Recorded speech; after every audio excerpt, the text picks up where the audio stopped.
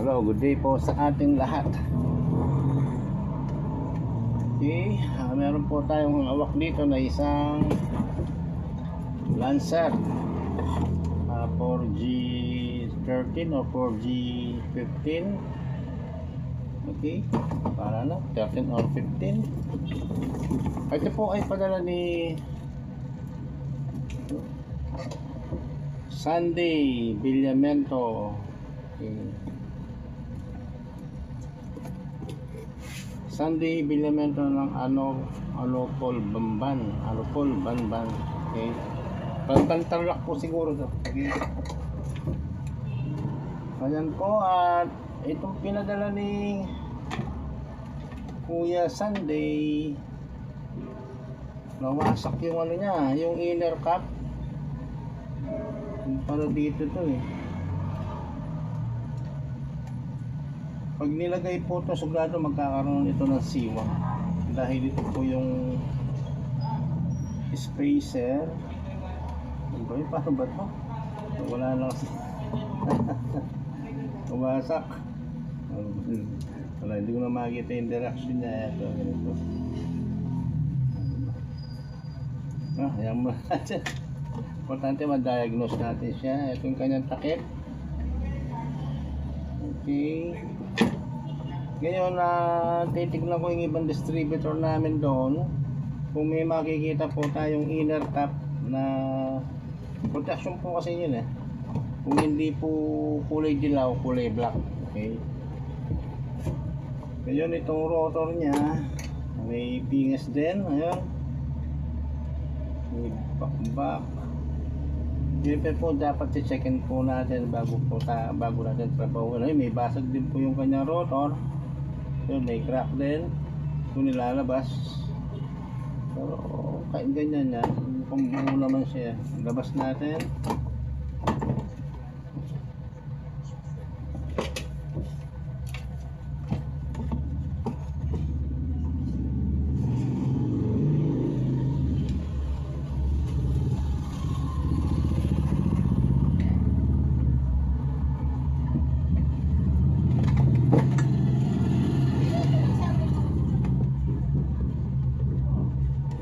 Lumabas ha.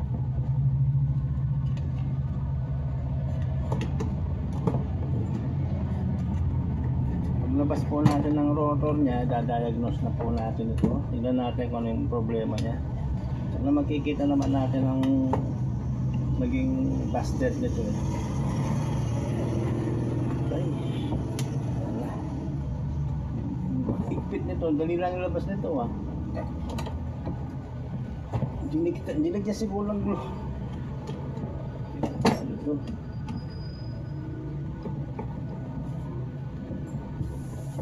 Kasi ginagalaw ng lalong napapasama yung yung isang gamit.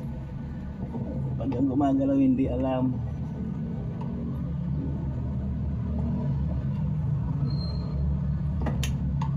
Ang dali lang labas nito eh, bakit ang higpit?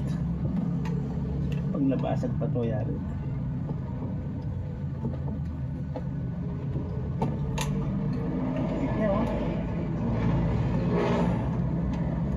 Ngayon na ako naglabas ng ganito kahirap.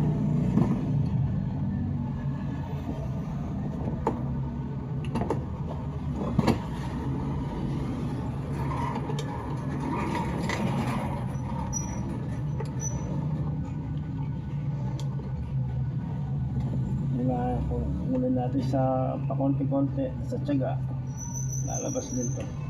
Yun. Ang hirap ilabas. Dali lang naman ilabas to. Lalagyan ko lang siguro mamaya ng pampadulas to. Nawisan ako dun ah.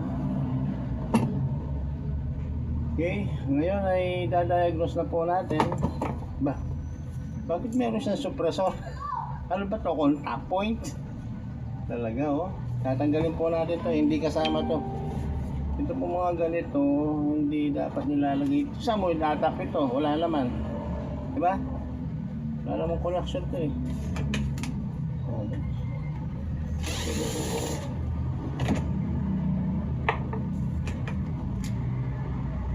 Ginawang contact point. Nalalubat. Yari, lubat.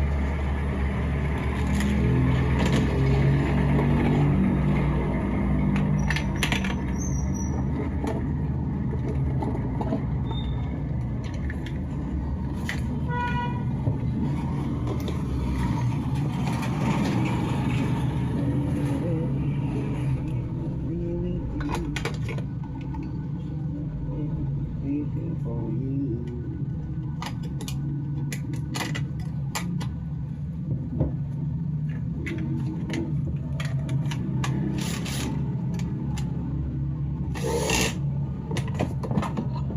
Ngayon po ay mag-disconnect tayo dito para ma-diagnose po natin yung mga component o yung mga pyesa yan. Muli po, ito po ay padala ni Sunday Villamento ng Bamban, Tarlac.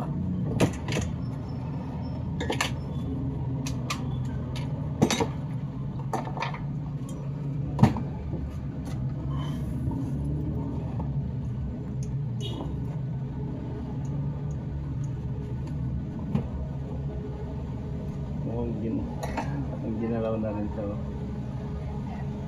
Dinikit. Okay, tirayan na yan.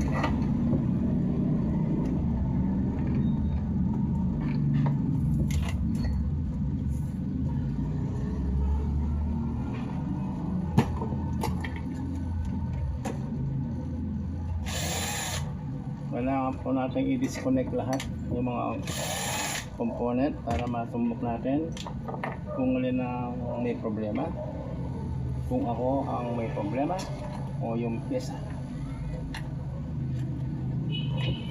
Unahin natin ang pulsar sender. Yan. Connected. Tapos pipihit ko lang sa parting ibaba niya. Parang pinagpupukpuk to. Wala.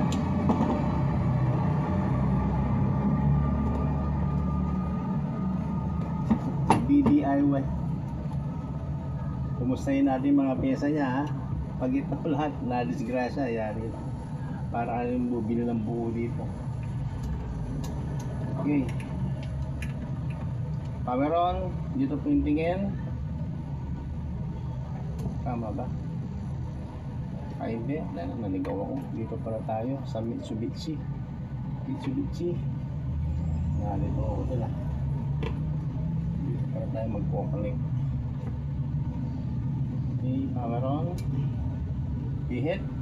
Ayun meron. Pagdikit.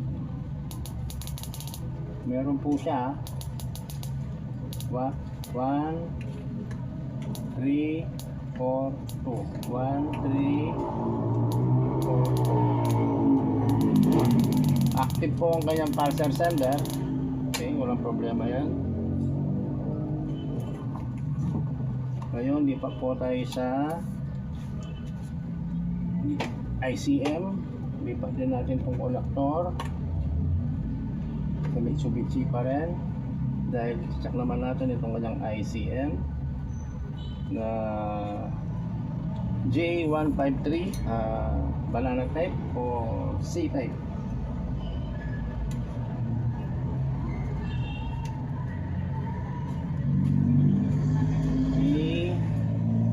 Next, dalawa pa. Connect ng connect.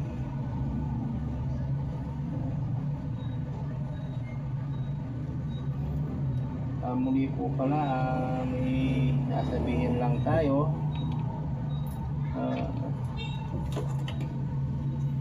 Meron po kasing nagawin dito, nagpagawa ng distributor, hindi ko nababanggitin ng pangalan.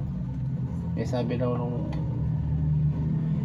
isa na manggagawa, alam daw itong distributor. Ayun, sa bandang uli, alam niya palang gumastos. Wala, nasa lang po yung distributor niya. Nung dinala sa akin, lamog na. Kung ano-anong mga pinagdudot nila na hindi naman dapat dudutin. Una-una EFI po yun. May kanya-kanya pong voltage, output, input. Yun.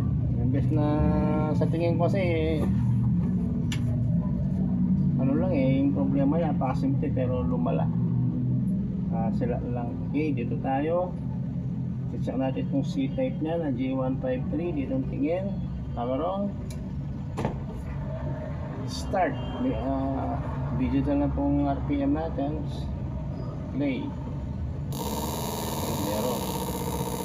Kung kanyang ICN, ito, gumagana rin. Ayan. Ayan, may power din siya. Okay. Mag-disconnect tayo, mawawala yan. Diba? Balik natin. Meron. Tanggalin natin to. Wala din. Balik natin. Okay. Ayan, na-detect natin na nakakadalawang pyesa na po tayo ng nadadiagnose. At paras pong good yung pyesang na-check natin. Bali meron pa po tayo nakikita isa. Ito po ignition coil. Ignition coil na lang po check natin. At magko-connect po tayo dito. Dito may tester. Ayaw nakita. Okay, anyway, at ngayon po ay magko-connect tayo dito sa coil. Yan. Nandun po sa bandang ilalim yung connector niya. Naka 3 pin siya. Kahit 2 pin po ito. Kasi kahit 3 pin po siya, 2 pin lang ang kailangan natin, positive, negative. Yung pangalo kasi RPM po yun. Ano? Tataka kayo, tatlong connector niya. Pero dalawa lang apply natin na connection. Tataka kayo bakit may sobrang isa. Yung po yung RPM. Okay. Para sa mga hindi pa po nakakaalam. Ito ba yung lampag sa lubong? Okay, dito. Ngayon po, itong coil na to, mas nakikita natin sa video, malalim po yung tube niya. Ayan, no? Lalim, oh. Okay. Dapat po niya, simula doon sa ilalim na kung saan pinasok ito, lalabas po yung spark at magkikipag magkikipagkita o collaborate siya dito sa terminal block. Okay. So, lagyan po natin siya ng pagdan para makatawid kagad. Okay. Pag lumabas po yan, ayan, magkikita po yung dalawa na yan. Yung spark. Okay. Power on. Start. Wala. Wala eh. Ha? Malapit na, wala pa rin, oh. Wala pa rin lumalabas. O yan. Okay. Ang nakita po natin problema ng distributor ni Kuya Sunday Biglamento ng Bambantar Lock ay ito pong ignition coil niya ay open na or busted na po. Ito, kukuha po ako ng isang pyesa na buo. Pagkikita ko kung paano siya gumana. Yes.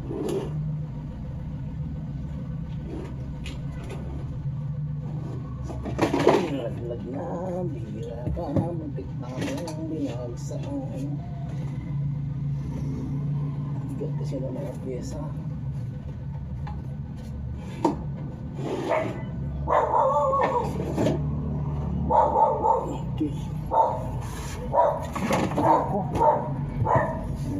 Pula ko lagi ang susub-sub. Ito po yung ignition coil na J. Bali ang ano po nito ay part number 51971. Mukha po yan. Okay.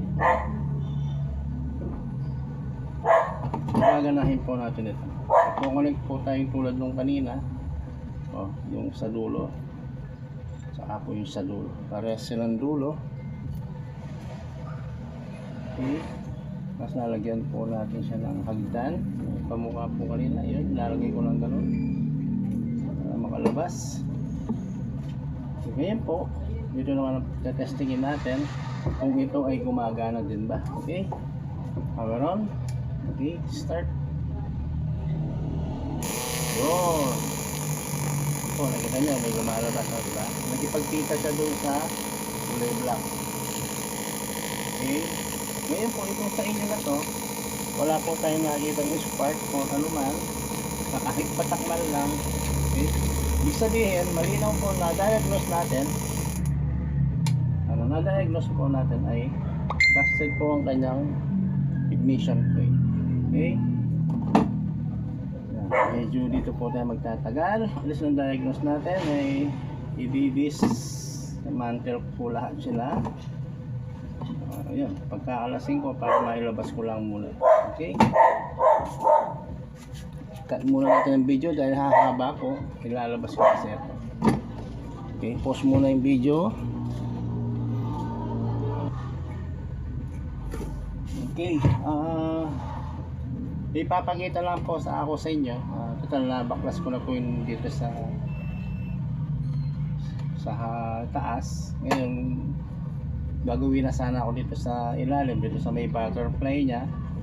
May napansin po ako, ito pong butterfly nya, ito po baligtad po ang pagkakalagay nito.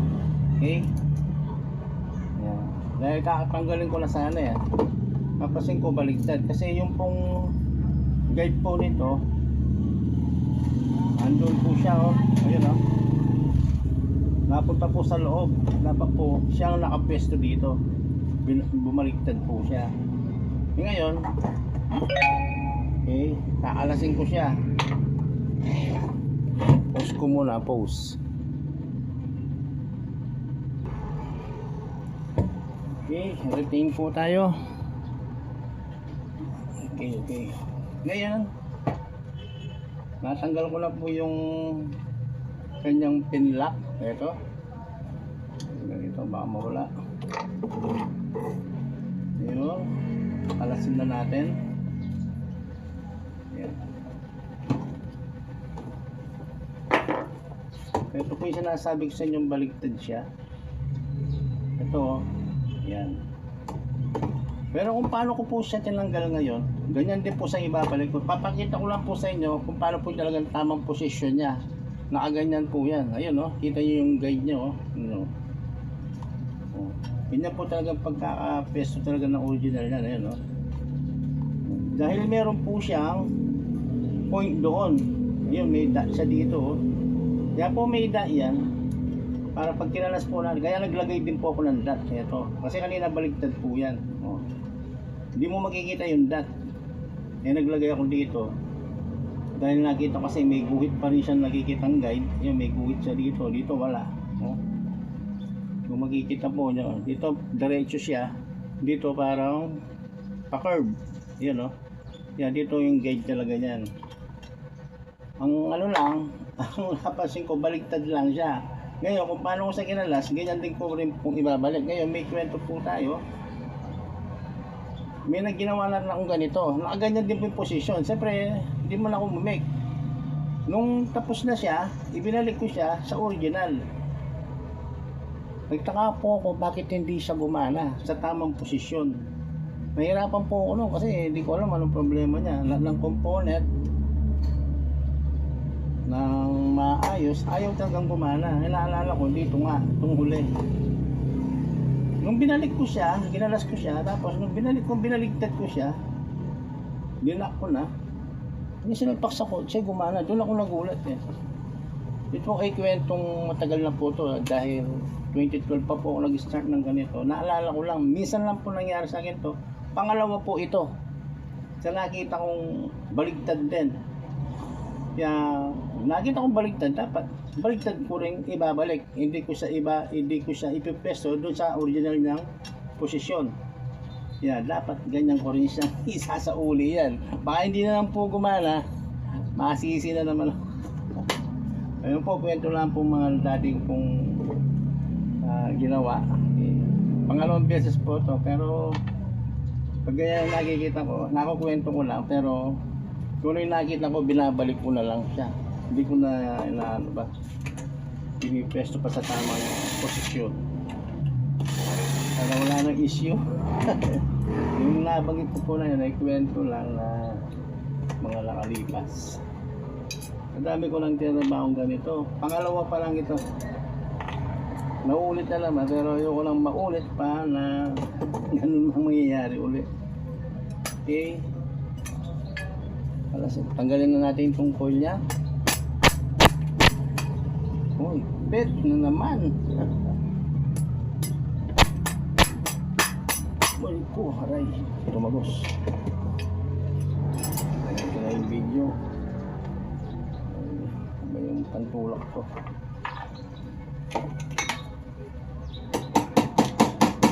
Ala, tigas. Ano, solid.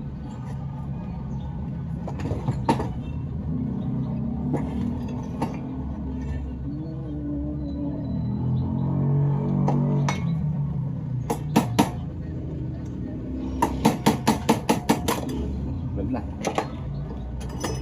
Wala. Ganyan lang po yung pagkakalas niyan. Tanggalin na natin itong inyong busted at ilalagay po natin sa box. Pinaggalingan nitong pampapalit natin. Ang ganda, wala siyang tagas, tuyo-tuyo, walang langis. Okay, ulit natin ito. So paglalagay din po nito, shampooan, basta lalagay din, isa. Ito rin natin. Dalawa, ayaw pa rin. Tatlo, ayaw pa rin. Pang-apat, sigurado na ito. Ano ba yung pang-apat? Kumutan mo na. Yun, okay. Hindi pwedeng hindi lalapat. Pang-apat na yun.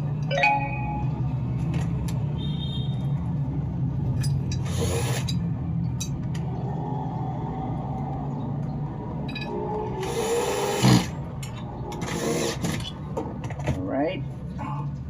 Shafting. Ang gamit ko po goma, hindi po martilyo, para hindi po masira yung dito. Kalamitan po pag dinala na sa akin, nahirap. Alam ko na. Kaya pala hirap lumabas ito. Itong ano mo, kuya.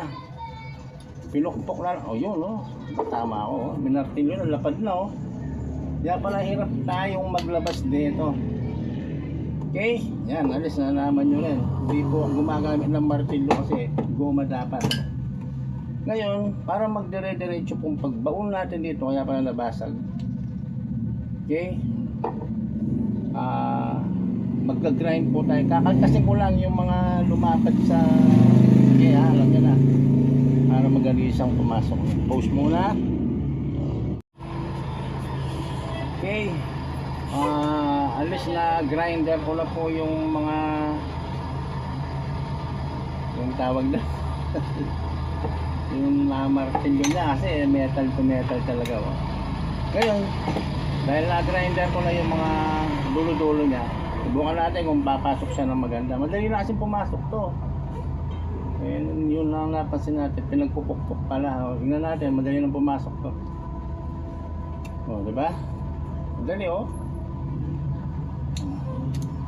Medyo masikip pa, pero masabihin, yun na tulad ng dati. Kanina, nahirap po ako maglabas, kaya nabungi siya dito, Swerte pa natin, hindi nawasak tong rotor nyo.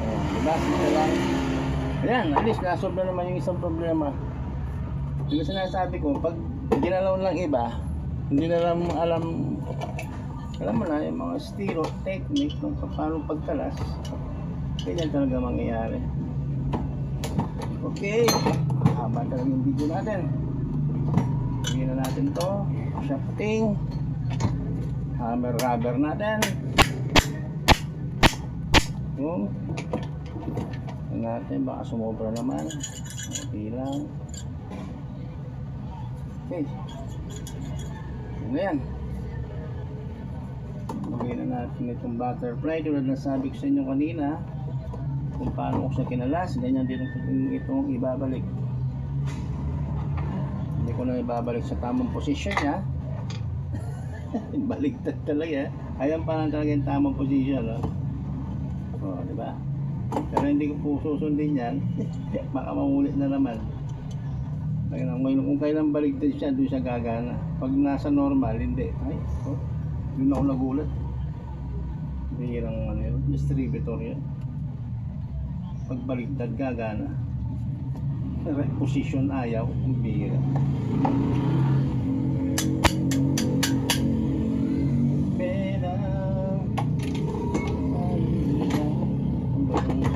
Concrete.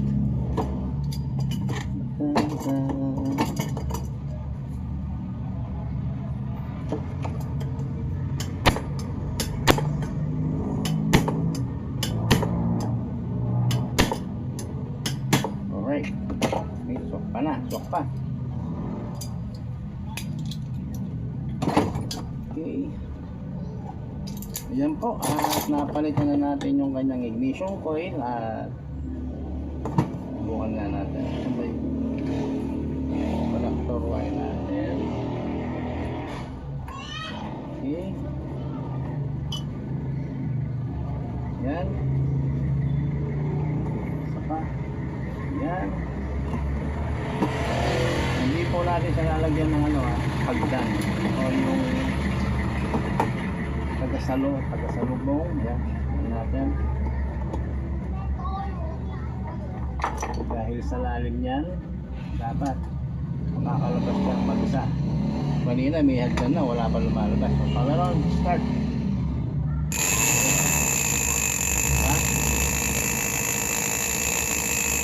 Ayun, malinaw po, ignition ko yung problema ng distributor nyo. Maliban dito sa dalawang component, ito po ay ayos. Ala, matigas. Palambutin din natin to. Barado. Hindi na naglalaro. Tuyong-tuyo na.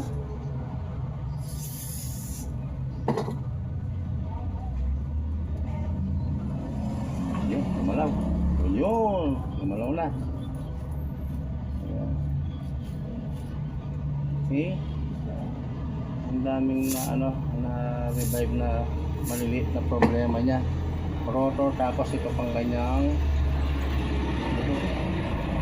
ano taong tawag ko dito, metal plate, electronic plate, base plate. Yan, gumalaw na, oh. Yan, di ba? Kanina parang naka-welding siya. Okay, ayos na rin to. Okay, sawi na natin yung mga component at balik na natin sa dati.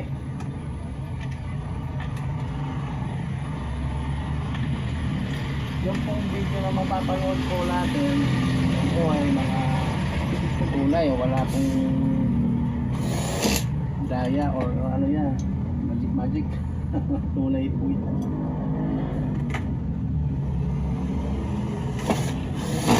Okay.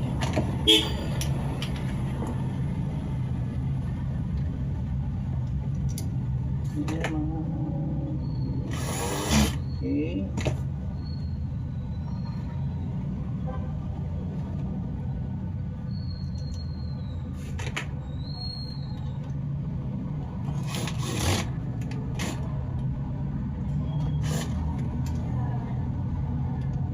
Mamaya natin higpitan. Lagay muna natin yung connector na 3 pin, 2 pin plus 3 pin. Diba? Layo.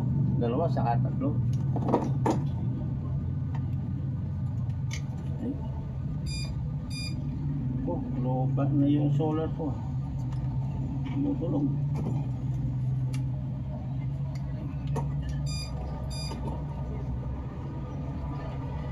Pasok. Ayaw bumaon. Bago, ayaw magpagbarkado dito sa bago.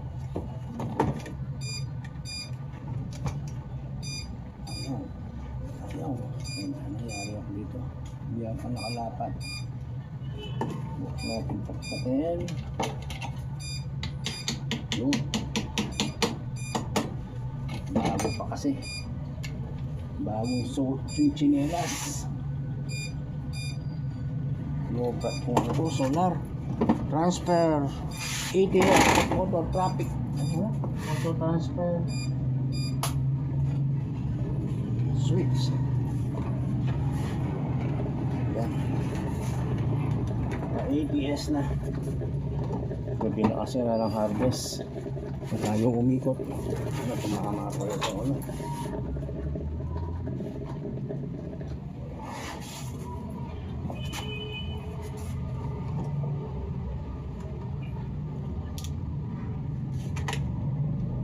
Yan po, ito po lang distributor. Ito po ipadala ni Kuya Sunday dito. Bilgamento ng Bamban, Tarlac. Bamban.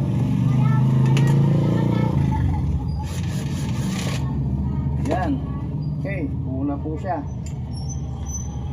Lumambot yung ikot wala yung maingay. Subukan po natin paganahin. Okay, wala pa yung vacuum. Tuloy na natin. Wala sa timing yan. So yun, testingin muna natin siya. Yan.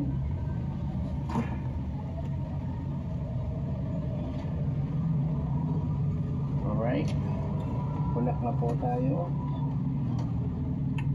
Okay, connect tayo dito sa 2-pin connector. Yan, 2-pin plus 0 ground. Tapos pipihit ko lang po yan. Dapat mag-spark na siya dyan. Okay, power on. Alright, okay na.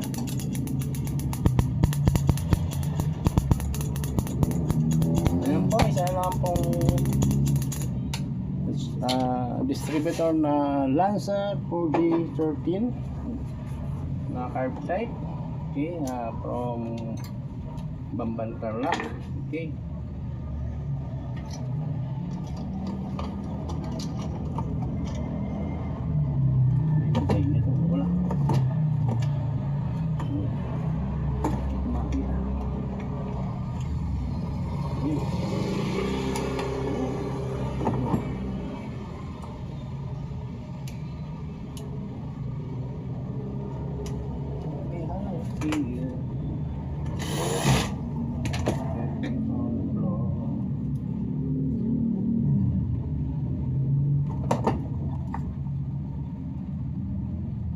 pa yung isang phone ninyo. Ano ito? Nailagay. Pag walang tenga, hindi maglalak. Meron kaya ako dito. Mahaba yung oras.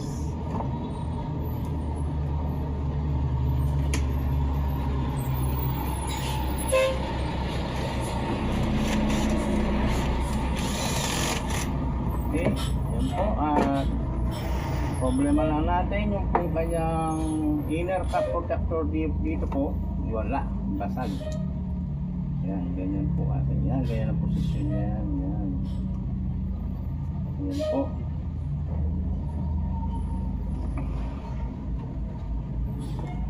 Okay, ay, teka lang. Tignan ko yung isang distributor. Okay, tuloy po natin yung video natin. Ano ba kasing natanungan kanina? Ito pa lang dito, yung kanyang inner cap protector ay wala na po yung kanyang plastic cover. Ngayon po, para alam nyo ano po yung ibig kong sabihin na plastic cover na yon, papakita ko po sa inyo. Meron po akong distributor na kamukhang kamukha niya, kamodelo po niya yan. Isa lang po yan. Okay, ngayon yung po sinasabi ko pong ito, para makita nyo kung ano pong itsura nun.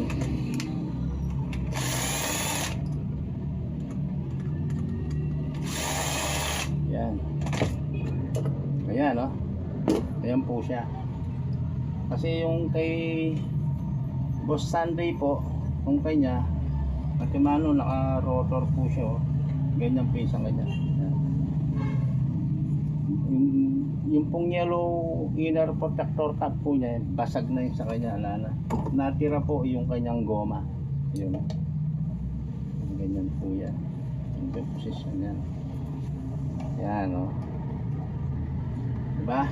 So, nakita ko lang po at tatanungin ko muna si Boss Sunday kung anong magiging desisyon niya, kung kakailanganin niya ba to, kasi kahit wala naman, kasi pag wala po itong inner cap protector na yan, meron po siyang siwang, may clearance. Pinapakita ko sa inyo, mga almost mga 1/4 po ang siwang niya. Walang tatanggalin, wala ako dito, ang galing po yun, may siwang po yan. Lalapat po sa tornilyuhan yan, tsaka yung sa kabila lalapat yan, pero hindi po siya lalapat. Kasi kung gaano po yung kakapal nito, yan po, kakapal niya, yan, ganyan po yung siwang na makikitang spacer, yan. Yun, lapat na, nakalapat na. Pero may siwang siya, yun, butas. Dahil nga wala po yung yellow. Di ba? Tama? Okay. Pag-usapan po namin ni Kuya Sunday kung ano magiging desisyon niya. Okay? Lang po. Anyway, nakita natin at nabuo na po natin, napag-alala natin. Kung tatakpan lang yan, mag-distribute na po yan. Ang kakulangan lang po niya, wala tayong inner cap, nabasag po, yun lang naman, pero at least po buo na siya, gumagana na to. Okay, yun lang po, at tapos na po yung ating project. Hindi ko na paano pakita pa yung spark plug, pero nakakita po tayo ng problema na yung kanyang coil. Ito, pinalitan na po natin yung busted coil niya, at tinanggal ko na rin po ito. Wala po ito, hindi kasama to, wala wenta to, pang contact point po ito, electronic type na po yung distributor ninyo. Okay, yan, ibabalik ko po kay Kuya Boss Sunday yung mga busted parts niya, yung tinanggal ko. Okay, yun lang po, at mahaba yung video natin. Muli po, si Liz Bata, masasabi lang magandang gabi na. Anong oras na? 5 o'clock. Okay, May 1st, Labor Day. Sa mga subscribers po, viewers, salamat.